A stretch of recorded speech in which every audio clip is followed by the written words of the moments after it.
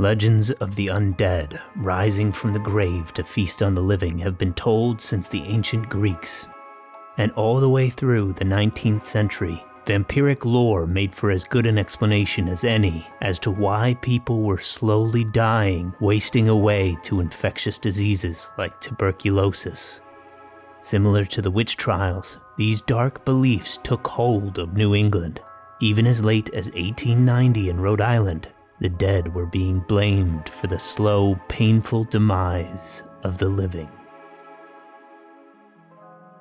There was a young lady by the name of Rachel Harris, and she married a gentleman by the name of Captain Isaac Burton. He was very well known within the community.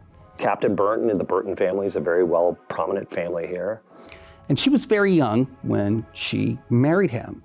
Shortly after, though, she started to become very ill due to consumption. So consumption is the old term for tuberculosis. I mean, it devastated communities because they just didn't understand that it was a communicable disease, affected the lungs, very slow, painful, agonizing death. And in 1790, she passed away. Captain Burton did not want to be alone for very long, so he married his first wife's stepsister, Huldah Powell. Now, he was with Huldah for a short time, and then she also became ill with consumption. The second wife contracts tuberculosis, starts dying, and they didn't have explanations for why this was happening. Somehow, some way, the community or someone thought that Rachel, the captain's first wife, was actually a vampire. The idea that, that the dead were rising and sucking the life from the living was something that had taken hold. It was something that they believed in Europe. They used to dig up bodies and they would put stakes through the heart and, everything to try to keep those who are being afflicted who are alive from being, affected by those who are dead. She was coming out of the grave at night or some other supernatural way and trying to kill the second wife, Huldah. This became a mania. I don't understand how it happened, but they, on a very icy day in February, went to Rachel's grave and they dug her up. They took her heart, they took her liver, and they took her lungs. When she was in the last stages of consumption, a strange infatuation took possession of the minds of the connections and friends of the family, and they were induced to believe that if the vitals of the first wife could be consumed by being burned in charcoal fire, it would effect a cure for the sick wife. And such was the strange delusion that they disinterred the first wife, who had been buried nearly 3 years or more.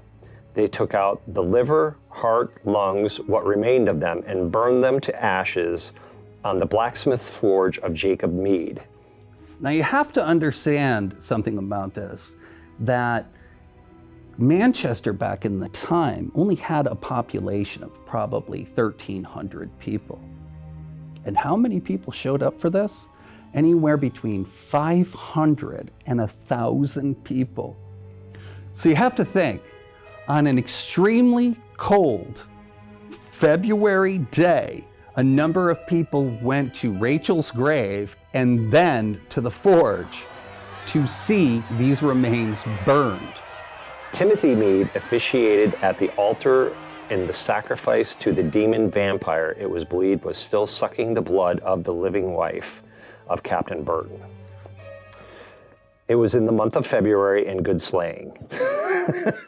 Such was the excitement that from 500 to 1,000 people were present. This account was furnished me by an eyewitness of the transaction. So what they thought was, after this would happen, that Huldah, her health would just come back. That didn't happen. So they took what was left of the remains, and I think they even made a medicine with it that Huldah drank.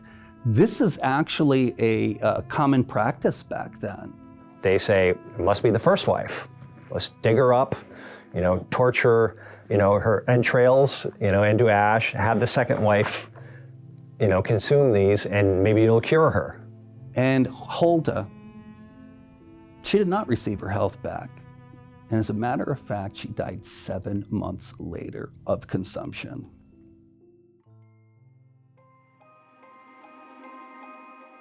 Thank you for watching Lore of the Shires. If you liked the show, or if you have a story of your own you'd like to share, please reach out to us at community@gnat-tv.org.